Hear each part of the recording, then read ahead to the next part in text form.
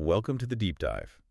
Today we're jumping into the really complex world of Elon Musk. A figure you really can't ignore. Exactly. He's someone who hasn't just, made headlines, but genuinely reshaped whole industries. Multiple industries, yeah. So our mission today is to dig into the sources we've got, biographies, timelines, personal details, his big vision stuff. The works. Yeah, the works.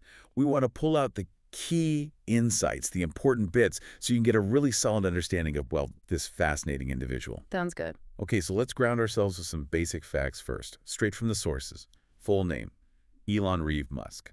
Right. Born June 28, 1971, in Pretoria, South Africa. South African, Canadian, and U.S. citizen now. Correct. Hold all three citizenships. And his net worth, well, as of a 2025 estimate, it's pegged at over $200 billion.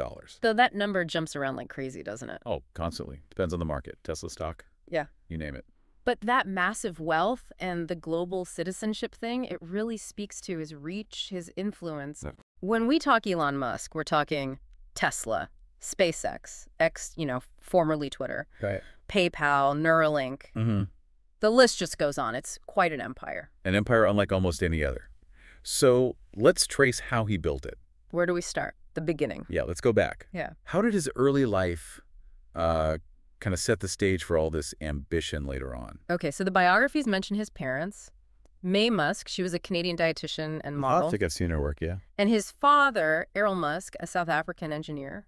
He also has siblings, Kimball and Tosca. Right. And apparently from a really young age, he was like super into computers, science, books. The typical smart kid stuff, but maybe more intense. Seems like it. And here's a cool detail. At just 12 years old, he apparently coded and sold a video game called Blastar. 12. Sold it. Yeah, sold it. Imagine that. Kind of foreshadows things a bit, doesn't it? Building tech, selling it. A video game at 12? That's wow. Okay. What about his actual schooling? The sources say he moved around quite a bit. He did. Started in South Africa, Waterkloof House Prep, then Pretoria Boys High. But then, big move at 17. To Canada? Yep, to Canada. Went to Queen's University there, then transferred down to the U.S. to the University of Pennsylvania. Okay. And that's where he got 2 degrees, physics and economics from Wharton. Wharton, yeah. Ugh. So a mix of hard science and business. That seems key. Absolutely. That combination is pretty central to understanding him, I think. And what's really striking, given those degrees, is the Stanford story. Ah, right, Stanford. What's fascinating there is he gets into this prestigious PhD program at Stanford. Which is already a huge deal. Huge deal. And he drops out after just 2 days. 2 days. 2 days. To go start a business. It just screams impatience, or maybe. A drive for action. Left theory, more doing. Exactly. That preference for doing, for learning by building, iterating fast, not sitting in lectures. It's pure Musk, really. That definitely seems to be a pattern. So, okay, he ditches Stanford. What's the first big venture? How does he start building this empire? Well, the first major one, chronologically, is Zip2. He started that with his brother Kimball. Kimball, right. This was back in 95 to 99. Basically, it was like an online city guide. Maps, directories for newspapers. Cutting edge for, like, the dial-up era. Pretty much, yeah. And they ended up selling it to Compaq for about $307 million. Not bad for a first go. Not bad at all. Musk's share was around $22 million. Okay, $22 million. That's serious seed capital for whatever's next. Precisely. And what came next really changed the game for online payments. This would be X.com, leading to PayPal. Yep. From 99 to 2002. Started as X.com, an online bank, which was, pretty revolutionary then. Very ambitious. It later merged with a company called Confinity, and that combination became PayPal. Which everyone knows now. Right, and that got sold too, to eBay in 2002 for a massive $1.5 billion. Wow. Musk walked away with around $180 million from that sale. Okay, so if we connect these dots, Yeah. Zip2, then PayPal. It's not just about the money, right? Yeah. What else did he get from these early wins? Oh, definitely not just the money, though that helped. Sure. These were like his real-world MBA, but on steroids. He learned how to build a company, scale it, attract talent, fight competitors, deal with acquisitions. High stakes stuff. Incredibly high stakes. It gave him the capital, yes, but also the operational chops and the sheer confidence, maybe, to tackle the really audacious things later. Which brings us to the big ones. Yeah. The companies everyone associates with him now. SpaceX and Tesla. Exactly. Let's start with SpaceX. Founded 2002. What was the driving purpose there? Yeah. It seems so.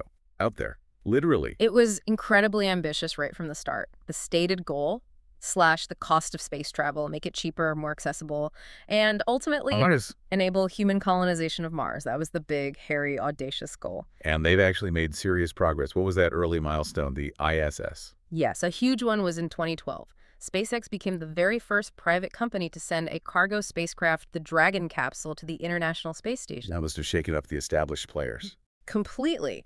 It proved a private company could do what only governments had done before. And technically, what are the key innovations we hear about? Falcon rockets, Starship, Starlink. Right. The Falcon rockets are maybe the most famous part initially, because they can land themselves. Reusable boosters. Exactly. Land upright, get refurbished, fly again. That drastically cuts launch costs. Then there's Starship. That's the next-gen beast, fully reusable, designed for Moon, Mars, deep space. Okay. And Starlink is different again. It's this huge network, thousands of small satellites. For internet access. Yeah, low latency, high-speed internet, aiming for global coverage, especially places that are hard to reach otherwise. It's rethinking space and connectivity. Just staggering ambition. Okay, let's pivot to the other giant, Tesla. From 2004 onwards, how did he get involved there? He didn't found it, right? Correct. He wasn't a founder, but he came in early, 2004, as a major investor. Pretty quickly, he became chairman, then CEO and lead designer or product architect. And Tesla's mission. Simpler than Mars, maybe? Well, simpler in concept maybe, but just as disruptive. The core mission is to accelerate the world's shift to sustainable energy. Primarily through electric cars. Primarily EVs, yeah. Okay. The Model S, Model 3, X, Y, the Cybertruck now. But also solar panels, battery storage, like the Powerwall. It's an ecosystem. An energy ecosystem. But it wasn't always smooth sailing for Tesla, was it? I remember hearing about production hell. Oh, absolutely not. The sources definitely detail massive challenges. Scaling up production, especially for the Model 3, that was the production hell period, it nearly broke the company. Really pushed them to the brink. Totally. And they've faced constant scrutiny over autonomous driving tech, competition. It's been a rough ride in many ways. Yet, here they are, one of the most valuable car companies on the planet. Astonishing turnaround, really. So this brings up that question. SpaceX going to Mars, Tesla making EVs. They seem so different. Yeah. Is there a connecting thread, a bigger goal linking them? I think there absolutely is. When you look at his stated motivations, he seems to frame both as solutions to existential threats. Oh, so? Well, Tesla tackles climate change, the need for sustainable energy on Earth. Right. Pretty direct. Right. SpaceX is about long-term survival, making humanity multiplanetary as a backup plan, essentially. Insurance against catastrophe here on Earth. So saving the planet and having a plan B. Kind of, yeah. It's grand vision stuff, driven by what he calls first principles thinking, solving fundamental problems. And the ambition clearly didn't stop with just those two. His portfolio keeps expanding. What else is significant? Well, there was Solar City, co-founded with his cousins, focused on solar panel installation. That makes sense. Fits with Tesla. Exactly. It ran from 2006 to 2016. Then it actually merged into Tesla, became part of that integrated clean energy picture. Okay. Then there's OpenAI. Huge name in AI now. What was his role there? He was one of the co-founders back in 2015. It started as a nonprofit research lab. With a focus on safety. Yeah, the stated goal was ensuring artificial general intelligence, AGI, is developed safely and benefits humanity. But he stepped away in 2018. Why was that? The sources say it was mainly to avoid conflicts of interest. Tesla was getting heavily into AI for self-driving, and OpenAI was becoming more competitive. Ah, okay. Makes sense. What about Neuralink? That sounds like pure sci-fi. It really does. Neuralink started in 2016 as working on brain-computer interfaces, tiny threads implanted in the brain by a robot. To do what? The initial aim is medical, helping people with paralysis, blindness, other neurological conditions. But the long-term vision, well, it includes enhancing human intelligence. Whoa. Have they actually done anything yet? They've shown successful implants in animals, pigs, and monkeys.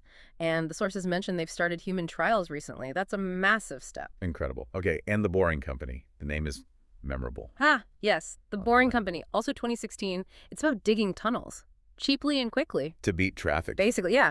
Creating underground transportation networks in cities. They built a small working system, the Loop, in Las Vegas. The one they used the flamethrowers to fundraise for. That's the one. Sold hats, then flamethrowers. Very picture. Definitely gets attention. Okay, finally, the elephant in the room. Twitter. or X. Right. The acquisition in 2022. Huge news. $44 billion. And then immediate, massive changes. Massive. Renamed it X. Huge staff cuts, big shifts in rules, content moderation. He's aiming to turn it into an everything app. Like WeChat in China. Yeah. Social, payments, video. That seems to be the model, yeah. But it's been, let's say, controversial and very disruptive. So looking across this whole range space, cars, solar, AI, brains, tunnels, social media, what's the pattern? What does it tell us about his approach? It's relentless boundary pushing, isn't it? Seems like it. Each company is trying to fundamentally change something big. Transportation, energy, communication, even what it means to be human with Neuralink. It's radical transformation as the goal. High risk, high reward. Extremely high risk, lots of failures along the way, lots of criticism, but that seems to be part of the process for him. Go big, iterate, break things. So what about the man himself, behind the companies and the headlines? What do the sources tell us about his life, his drive? Well, personally, the sources mention he has 10 children with different partners, so a complex family situation alongside everything else. And his work ethic is legendary, right? Oh, yeah. The stories are wild. Working 100-hour weeks, sleeping on factory floors at Tesla or SpaceX during crunch times. Despite being one of the richest people ever. Exactly. And apparently, he lives relatively simply sometimes. There was that story about him living in a tiny, $50,000 house near SpaceX for a while. Huh. Strange contrast. Ah. And the awards, achievements. They stack up. Time Person of the Year in 2021. Routinely ranked the world's richest person, back and forth, credited with kickstarting the modern EV revolution, making reusable rockets a reality, shaking up satellite internet, pushing AI forward. The impact is undeniable. Undeniable, yeah. Whether you like his methods or not. So if we try to pull it all together, this incredible work ethic, the simple living, the huge risks, the diverse companies, what's the ultimate vision driving it all? It seems to boil down to a few core grand challenges he wants to solve. Right. Making humanity multiplanetary, that's Mars. Achieving full self-driving cars everywhere, creating beneficial AI, connecting brains to computers via Neuralink, and high-speed, maybe vacuum tube travel like Hyperloop. Solving global, even interplanetary problems through technology. That seems to be the core belief. That technology, pushed hard and fast, is the key to securing humanity's future and solving its biggest problems. His personal drive seems directly plugged into those massive, almost sci-fi level aspirations. Well, there we have it. A whirlwind tour, a deep dive into the sheer scale and, frankly, the audacity of Elon Musk's world, from online payments to Mars colonies. It really is an extraordinary story, isn't it? A journey marked by huge wins, near failures, constant controversy, but always pushing forward. His story, I think, really highlights that relentless drive, that belief in pushing boundaries way beyond what most people think is possible. Absolutely. It's tied to tackling those global scale problems, using technology as the lever, no matter how difficult or improbable it seems. So maybe something to leave you, our listener, thinking about is this. What does it really take for one person to dream up, chase after, and actually start achieving such radical changes across so many different parts of our lives? And maybe just as importantly, what kinds of ethical questions does that raise as technology gets ever more powerful?